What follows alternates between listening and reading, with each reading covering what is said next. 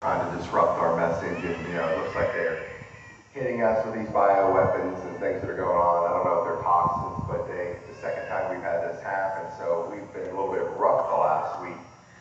That's why I'm not dancing like I normally do, having fun with that. It wouldn't come out very well.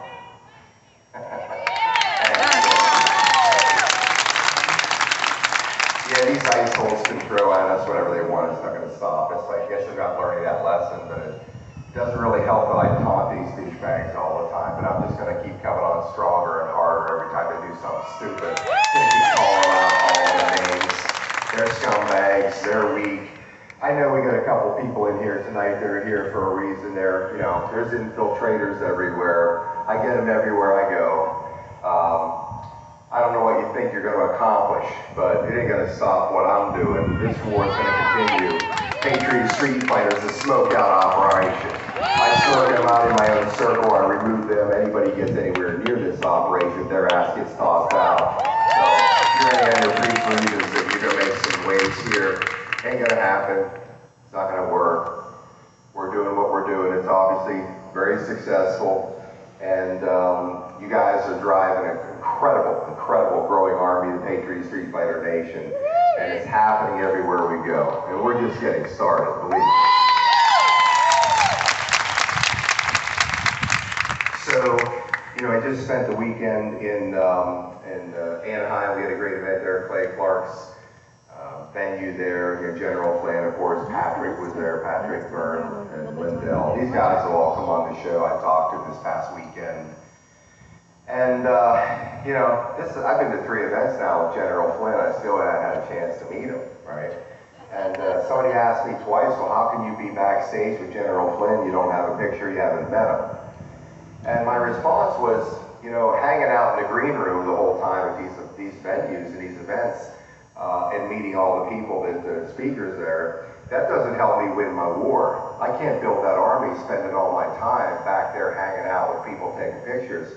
My army's built when I'm out there in the crowd all day long in the sun, shaking hands and meeting the people. That's what's going to help me win the army. No disrespect to General Flynn. Love General Flynn. I finally did meet him. I was like, you know what? Well, this is the 3rd time, so I should probably, at least before I walk out of here, just go over and say hello to General Flynn. And it's kind of interesting because he's been, he's blocked off by his security detail, and it's the last day we were getting ready to leave because I had to catch a flight. And I thought this was kind of amusing. The guys that usually are running the event, they're kind of expediters, and I can't think of their names, Joe and his brother. But I went over to nearby General Flynn just so I could reach in, shake his hand, and say, General Flynn, it's a pleasure to meet you. And then I was going to bolt. Wasn't going to occupy his time, or anything like that. But so one of the security guards was basically adamant, running block. And I said, I just wanted to reach in and shake his hand. I'm not going to take up any of his time. And he's like, no, you just, basically want me to back away. You can't do that. He's busy right now. I said, well, I got to catch a flight. I just wanted to acknowledge that, I've been here a couple times, haven't met him. Guy wasn't backing off one bit. It's like, oh, okay.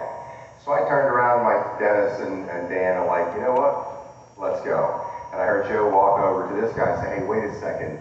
This is a guy that General Flynn's going to want to talk to. He's going to want to be on his show. And I heard that in the back of my mind. And I thought, that's okay. I just kept walking. And then he yelled over at me, and I just ignored it. And I just said, come on, guys, we're out of here. I was really playing it out. Yep, see, I'm out of here. Then hey, no, Scott, come on back. What a nice soul I was being, that I thought was kind of funny. But, when you see what's happening, these events that are around the country, you have these Patriot events around the country that are growing, and they're bringing out people, and they're all coming inside this energy field. It's serving an incredible purpose. Now, what's happening that we've seen around the country is people are finally showing up for the fight. We've stood by for decades, and we've let these scumbags walk into positions of power completely unchallenged. And I've watched this in the political arena for a number of years before I've walked away. And I noticed, especially the Republican Party, has disgusted me for probably 15 years or more. And I kind of look at it, now if you're a Republican or you're a politician here, just hang tight a minute, I'll try to mend this together where you can find a palatable. But I've watched the Republican Party allow the Democratic Party to use their virtues against them and beat their asses off all the time on every piece of legislation, initiatives, movements, anything, because they don't want to fight. They try to be too dignified, they try to be too suave, too debonair. It's kind of the difference between the House of Representatives and the United States Senate. You got this raucous, up close to the people faction of representatives that are really close to the pulse of America. Then you have this chamber, the United States Senate, which is a cooling body, cooler minds prevail, more dignified the way they conduct their business.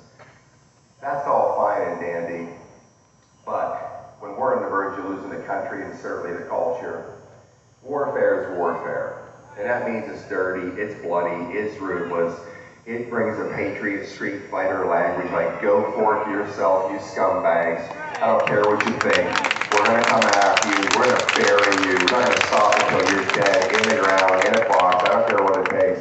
We are not going to let you finish the country off. This is the kind of rhetoric that it's going to take to win this war. We can no longer sit back and allow these scumbags to use our virtues against us. That's our disadvantage, and that's always been their advantage. So if I've done anything successfully after blowing that gasket a year ago, January, starting the Tipping Point Revolution Radio, and just going full throttle assault, AC-130 gunship strafing runs on these people every day that I can, is that I never backed off. I don't care who comes after me, what they say about me, and they're coming, there's more. I mean, they're using bioweapons now, the discrediting the campaign that they're ramping up for me to, do all the things that they do to destroy people that come up against them. They're going to do what they're going to do, right? And I said this before, they can't stop me. They can't stop the Patriot Street Fighter movement. Only you can. Only you. You can. So what they do is they'll come up with all kinds of bullshit to try to finally make you say, hey, we don't like that guy anymore. And I said this before, it'll be the choice of we the people. It's all dependent on what you're going to allow them to do to you, to this society, this movement, this culture, me, whatever. They'll come up with they can digitize anything. They'll show me have romantic relations with a mule somewhere. I mean, they can do anything. They can do this stuff, right? It's who they are. So all I have to say to that is when they try that stuff, all you just have to say, we don't care. The only thing that matters is this guy hates your guts. He's going to work to destroy you. He's going to help us work with him to destroy you. Nothing else matters because these people have to go away. They have to go away. Thank you, Scott. Thank you, Scott.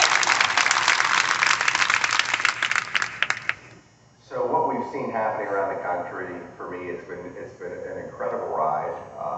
When I started talking about, how many people remember when I first started talking about the Patriot Street Fighter tour back in January last year? Remember that, right? Did you ever think it would look like this? Tour bus running around the country. I get to ride my bike all over the country. I didn't have there's some ideas I had for it, but I didn't really know what it was going to look like. I thought I'd be flying into different places and, doing events. I wasn't really sure. But the best thing about this approach is that it gives me an opportunity to be face-to-face, front and center with you, we the people. If I was flying into events, me picking up the airport, hotel, shuttled to the venue, backstage, coming out, speaking to the people, getting back in a car, going to the airport, it served really no purpose except to put me on display. What's that going to do? So what this has done is allowed all of us, each one of us here that are fighting this war together. I mean, imagine how lucky I am to start out on a tour, doesn't